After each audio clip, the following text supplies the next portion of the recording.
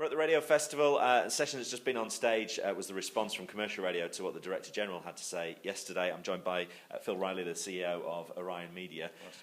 Phil, how did the session go? Was it a bit feisty, do you think? I thought it was good because you've got 3 commercial radio operators and the trade body on stage, and actually we don't all agree, and that is the great thing about commercial radio. We've all got a different view on things, so you tend to get more of an interesting debate going, I suspect, on these things. I mean, one of the things that the Director General was saying was actually, as an industry, we all need to work together across BBC and commercial. Your view seems to differ from that a little bit. Well, no, I was just trying to make I was trying to get a bit of something going there.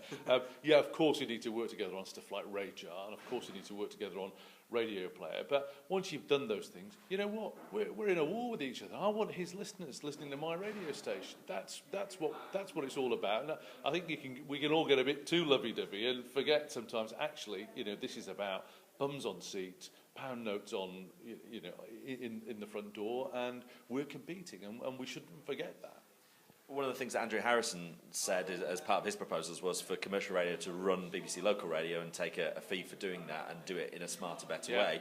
Even before DQF came along, you guys were offering to do that in the Midlands anyway. Yeah, well, in fact, that was part of it. When DQF was first announced, I did write to Mark and say, have you thought about taking the service licences for BBC local radio and putting it out to tender and saying, can somebody do this for this fee?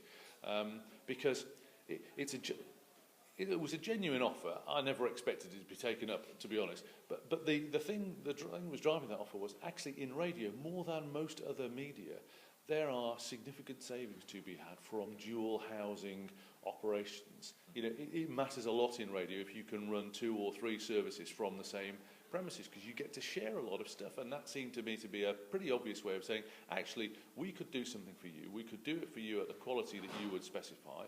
We could make a profit for ourselves out of doing it for you, but still do it for you at a lower cost than you can do it yourself. Is that worth having a conversation about?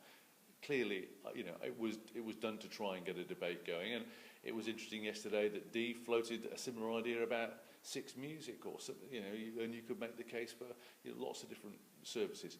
Could the commercial sector do stuff for the BBC? Possibly it could. I suppose one of the things that the Director General did say was that the reason the cuts to BBC local radio seem higher than other parts of the BBC is because they have got costs that other network centres haven't got in terms of buildings and things like that. And that's what you're already doing with your own group and co-locating.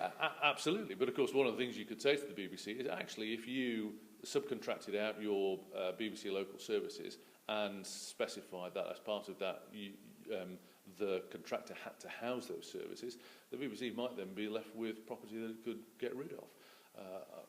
Perhaps the economy is not quite that good, but actually there are things one can do with property if one isn't using it for one service that you could use it for others. So, I don't think that's... I heard why the argument was it was so expensive to run BBC local radio, but that's not an argument for saying we shouldn't look at it again, because you can, if you have vacant property, there are other things you can do with it. In terms of the industry as a whole, something that came out yesterday in both Ashley Table's session and Dee's was that they don't think consolidation is over, and we're going to see some more groupings merging over the coming months and years in commercial radio. Do you think that's where we're heading next and the next big steps for the industry? I don't think we're heading there anytime soon, because I think you can only have those conversations with people about merging or takeovers when companies feel that they're in a financially secure and solid position to have a sensible conversation about exchanging value, because that's what it is. I'm giving you an asset, you're giving me some cash. I'm not going to give you my asset if the cash you're giving me isn't what I think what I think my asset's worth. So at the moment, when times are tough and revenues are, we're struggling to get growth in revenues, and therefore profits are not as good as they should be, you're not going to see that level of corporate activity, not just in radio, but you don't see it in any sector of the commercial world. So I think we're probably 2 or 3 years away from that. But I think Ashley and Dee are right. Is the radio industry fully consolidated? No. Should it be? Yes. Okay. Thanks, Phil. Thanks a lot.